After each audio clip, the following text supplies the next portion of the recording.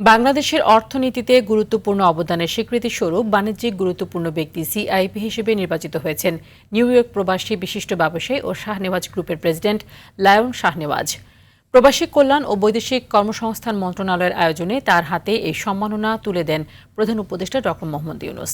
বুধবার আন্তর্জাতিক অভিবাসী দিবস ও জাতীয় প্রবাসী দিবস 2025 উপলক্ষে রাজধানীর ওসমানী স্মৃতি মিলনায়তনে আয়োজিত অনুষ্ঠানে এনআরবি নন রেসিডেন্ট বাংলাদেশি ক্যাটাগরিতে মর্যাদাপূর্ণ এই সিআইপি অ্যাওয়ার্ড পান লায়ন শাহনেওয়াজ।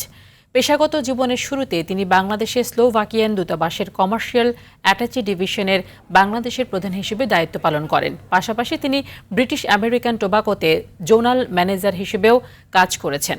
পরবর্তী সময়ে চাকরি জীবনে শেষ করে গার্মেন্টস ব্যবসায় যুক্ত হন। নিউ ইয়র্কে যাওয়ার আগ পর্যন্ত বাংলাদেশে গার্মেন্টস ছাড়াও একাধিক ব্যবসা প্রতিষ্ঠান গড়ে তোলেন।